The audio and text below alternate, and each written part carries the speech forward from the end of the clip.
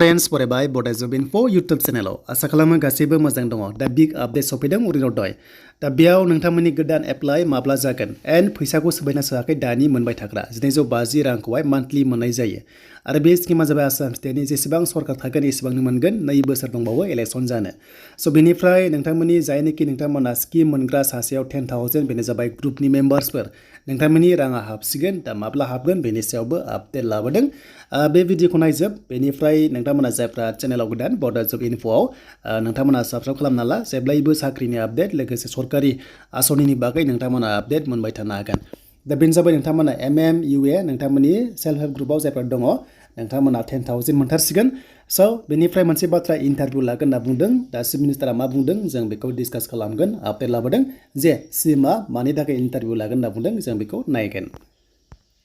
दा जों फैबाय फार्स्टआवनो जोंहा जाबाय स्किम सबसे देरसिन स्किम बे जाबाय आसाम स्टेटनि अरुणोदय स' बेयाव लाख लाख बेनिफिसारि दङ बिथांमोना दायो रांखौहाय मोनबायना मोनाखै गोबां कमेन्ट्स फैदों जे 1250 राङा हाबबायना हाबाखै स' बे राङा हाबबाय 8 तारिखआवनो हाबदों 8 तारिखआवनो हाबदों मानोना 9आवहाय सेकेन्ड सेटारडे बन्द'मोन अफिस एन्ड सानडेआव नोंथांमोना 10आव सानडेमोन एन्ड 11 दिनैबो समबाराव नोंथांमोननि एकाउन्टआव चेक खालाम जायफ्रानोखि मोनाखैमोन दा जायखिजाया राङा 8 अक्ट'आवनो 1250 राङा हाबनाय जादों स' खायसेनाव मेसेज थांदों आरो खायसेनाव थाङा मानोना दाना बयनावबो मेसेज थाङा बेखायनो जायफ्रा रां मोनो खनसे नोंथांमोना एकाउन्टआव चेक खालामबानो जाबाय जेराव अरुणोदय 2.0 बेनिफ्राय 1.0आ राङा हाबबाय स' बेनिफ्राय गोदानखौ मा बुंदों बिथां सिएमआ जे गासै आसाम स्टेटआव 52 लाख दङ बिनिनो 30 लाखखौहाय होबाय होनना बुंदों स' बेखायनो नोंथांमोना मिथिगौ जे इलेक्शना 2026आव दङ दा नोंथांमोननि आखायाव 2 बोसोर दंबावो दा बेनि गेजेराव थाबैनो बिथांमोना बुंदों जे गासैनोबो अरुणोदय होनना बुंदों जेरै 52 लाख आसाम स्टेटआव दं नालाय गासैनोबो जायना रेशन कार्ड दङ बिथांमोना फैगौ समावहाय अरुणोदयखौ मोनगोन होननानै बिथाङा एनाउन्स खालामबाय सिएमआहाय बे जाबाय नोंथांमोननि अरुणोदय दा बिनि राङा हाबबाय नोंथांमोना एकाउन्टआव चेक खालामबानो जाबाय स' दानिया जों थांसै नोंथांमोननि मुख्यमन्त्रि नोंथांमोननि उद्यमिता अभियान एबा MM बेनिफ्राय नोंथांमोना UA थ' बे जाबाय नोंथांमोननि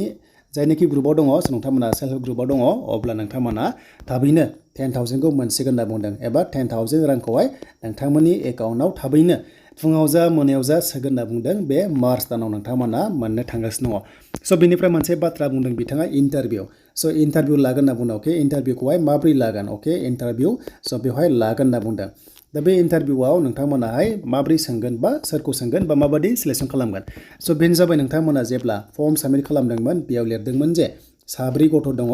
बा 2 गथ' दङ बा 1 गथ' दङ स' बेखौसो इन्टारभिउ लागोन एबा सोंगोन एबा भेरिफिकेसन खालामगोन होनना बुंदों स' नोंथांमोनखौहाय भेरिफिकेसन खालामगोन होनना बुंदों आरो फिल्डआव मानसि थांनो हागौ बा नोंथांमोनावहाय सार्भे जागोन स' बेनो जाबाय एसेबांबो हाजाराव गासैनावबो सार्भे खालामजोबनो हाया जास्ट मोनफा मोननै खालामनो हागौ नोंथांमोननि ग्रुप वाइसआवहाय दा हमना ला जोंनि STफ्रा 4नि बारा गथ' दंबा बेखौहाय मोननाय नङा दा जेनेरेला 2नि बारा दंबा बेखौ मोननाय नङा दा जायफ्रा 4नि गथ'फोर दङ स' बिथांमोना बे रांखौ मोना होनना बुंदों STआव स' बेनिफ्राय आरोबाव मोनसे बाथ्रा आरो बे मोनसेया जाहैबाय नोंथांमोना जुदि लन दंबा स' लन दंबा नोंथांमोना आरो बे लनखौहाय नोंथांमोना सुख'वाखैबा स' बे रांखौहाय मोननाय नङा मानोना गासैबो नोंथांमोननि बेंकआनो जा जिखुनु जाया बेंक जा SBI जा जिखुनु जाया नोंथांमोननि आधार कार्ड पेन कार्डखौ नायबानो बबेयाव लन दङ गैया नोंथांमोननिया सिखांजोबखायो दा बेखायनो नोंथांमोना नैबे हमना ला फार्स्टआव 10,000खौ मोनथारसिगोन आरो बेनो जाबाय मार्च दानावनो जायखिजाया समावनो सोगोन होनना बुंदों बिथाङा एकाउन्टआव स' बेखायनो नोंथांमोना जेबो जिंगासिनो गैया जायफ्रानोखि एसेबो लन लायाखै एबा नोंथांमोना खायसे ओरै थानो हागौ लन लानानै नोंथांमोना सुख'गासिनो दङ जायखौ बुङो नोंथांमोना रानिंआ लन माने सोलिगासिनो दङ